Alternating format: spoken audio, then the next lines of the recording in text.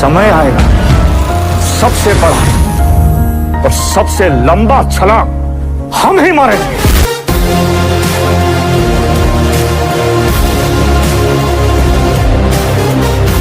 So hello and welcome guys, एक नई video में आपका स्वागत है। और आज की वीडियो कोई सब्जेक्ट रिलेटेड वीडियो नहीं है। आज की वीडियो बहुत ही कॉमन है, जो कि आप सबके लिए इम्पोर्टेंट है।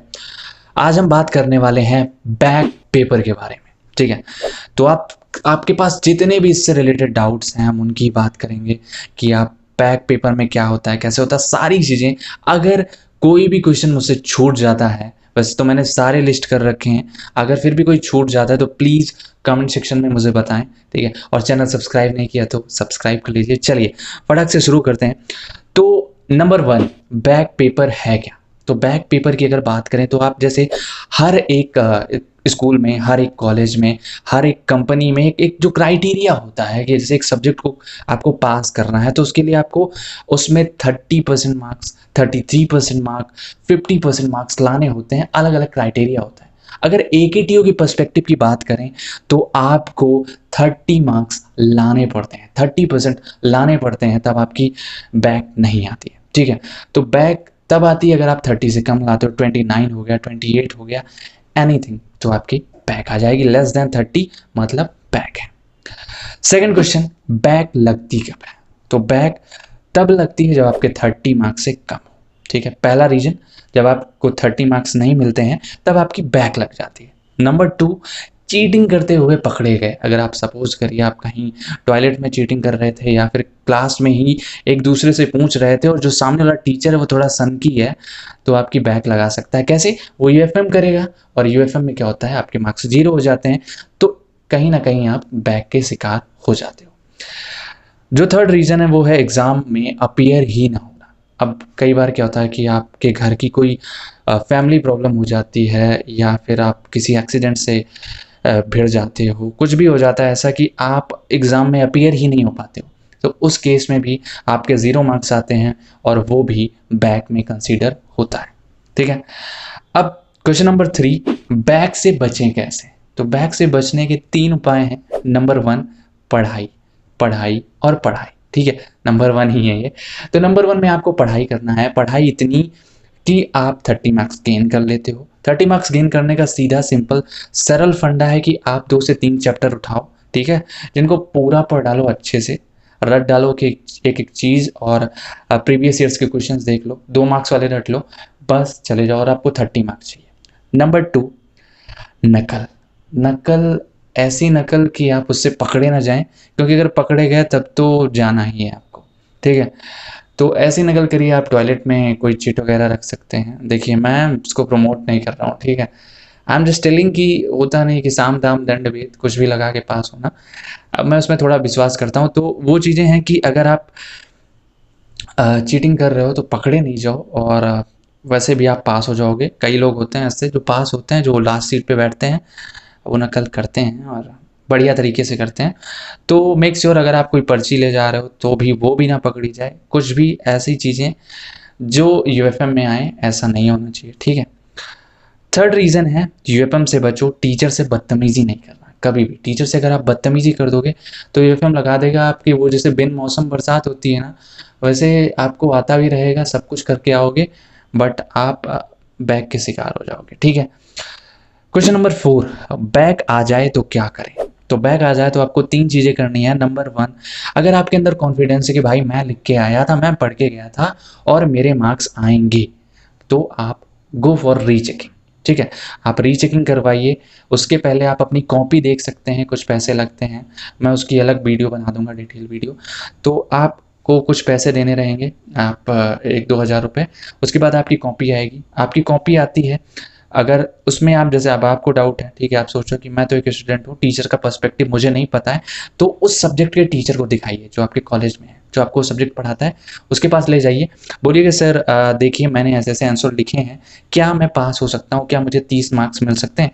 अगर वो बोलता है हाँ, तो आप कॉन्फिडेंस चेकिंग के लिए जा सकते हो, ठीक है, जो कि आपकी रीचेकिंग है। आप रीचेकिंग करवाइए, पास हो जाएंगे, ठीक है। नंबर 2, बैक पेपर भरो। अब भाई अब बैक पेपर आ गई है, ठीक है, तो बैक से बचना यही है कि अब आपको एग्ज़ाम देना पड़ेगा और बैक क्लियर करिए, ठीक है।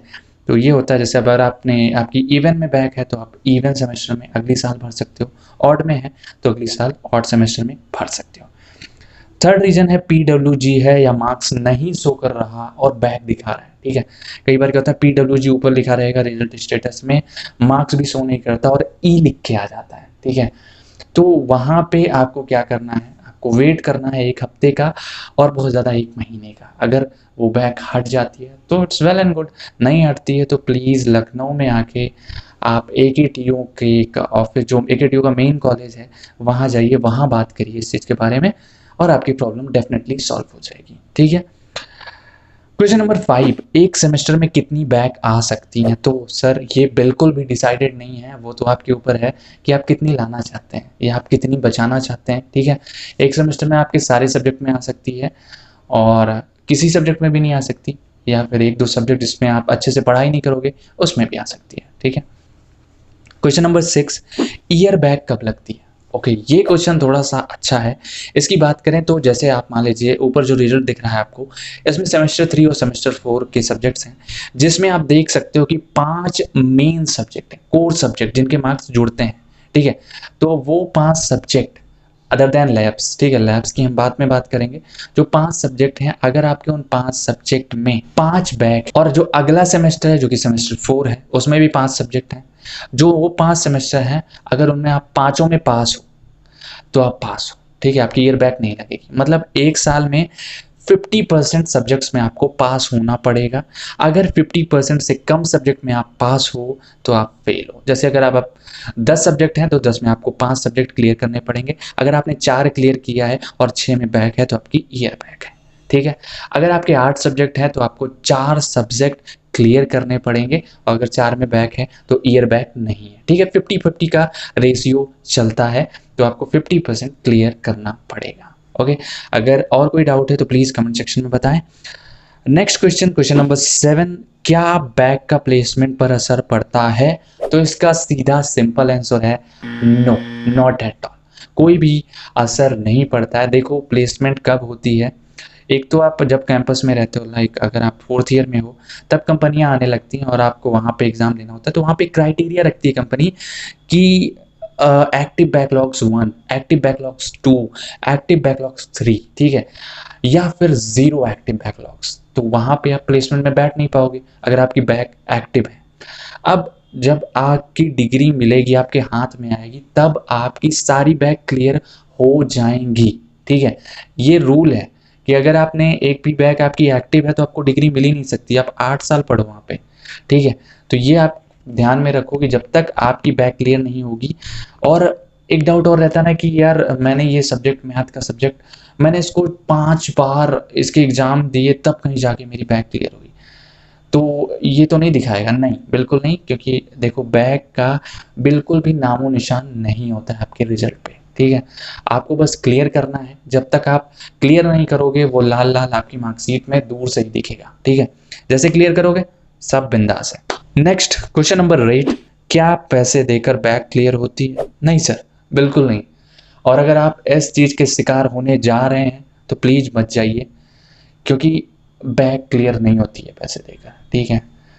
ये आपका कोई ऐसा कॉलेज नहीं, अगर आप AKTU से लिंक्ड हो तो आप ऐसा कभी मत सोचिए कि मैं पैसा दे दूंगा।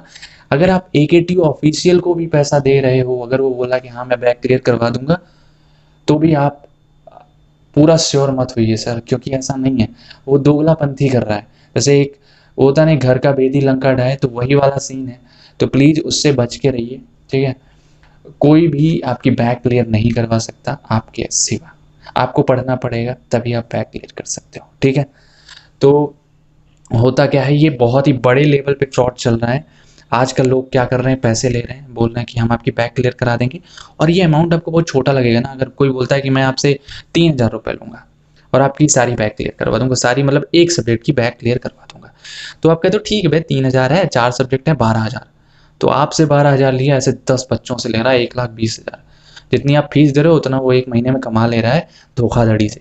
तो प्लीज़ ट्राई करिए, इस चंगुल में ना फंसिए, क्योंकि बैक क्लियर नहीं होती है। ऐसे बहुत सारे केसेस आए हैं जहाँ पे बच्चे परेशान हैं, रोते हैं, और फिर कुछ होता नहीं है। वो बंदा आपसे पैसा लेगा, अपना फ़ोन स्विच ऑफ करेगा और जाके कहीं क्लब में, पब में बैठ के पार्टी करेगा। ठीक है, तो प्लीज़ ऐसा मत करिए, बैक क्लियर नहीं होती है पैसे से।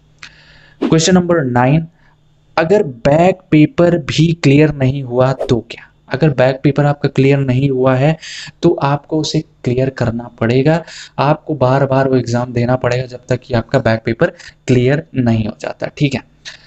क्वेश्चन नंबर 10, क्या बैक क्लियर करने के बाद भी मार्कशीट पर दिखती है? नो, बिल्कुल नहीं दिखती। अगर आपकी बैक क्लियर है तो आपकी मार्कशीट भी क्लियर है। ठीक है, उस पर कोई भी दाग धब्बा नहीं रहने वाला है। आप बैक क्लियर करिए, आपकी मार्कशीट साफ है और आप किसी भी प्लेसमेंट में जाके बैठ सकते हैं। और अपने नॉलेज पे भरोसा रखिए। ठीक है, नॉलेज के दम पे आपको कहीं भी जॉब मिल जाएगी। Back and anything doesn't matter. आपके 10th में कितने मार्क्स थे अब कोई नहीं पूछता होगा, आपके 12th में कितने मार्क्स थे अब कोई नहीं पूछता है, अब आपके बीटेक के मार्क्स पूछ रहे हैं, कुछ साल बाद ये भी नहीं पूछेंगे। ठीक है, तो मार्क्स से ज़्यादा अपने नॉलेज पर ध्यान दीजिए और पढ़ते रहिए। तो ये कुछ आपके डाउट्स रहे होंगे जो कि मैंने एनालाइज किए थे, मैंने उनको लिखे थे और फिर मैंने उन पे एक वीडियो बनाई है। अगर फिर भी कुछ छूट गया है तो प्लीज़ कमेंट सेक्शन में मेंशन करिए। मैं ऐसी इंफॉर्मेटिव वीडियोस, ऐसी इंपॉर्टेंट वीडियोस AKTU से रिलेटेड और भी चीज़ों से रिलेटेड लाता रहता हूँ। तो प्लीज़ एक छोटा सा सब्सक्राइब, वो जो लाल कलर की बटन है उसे सफ़ेद कर दीजिए, लाल अच्छी नहीं लगती है। चलिए, आपसे मिलते हैं जल्द ही हम नई वीडियो में। तब तक के लिए प्यार बनाए रहिए, खुश रहिए और दूसरों को भी खुश रखिए।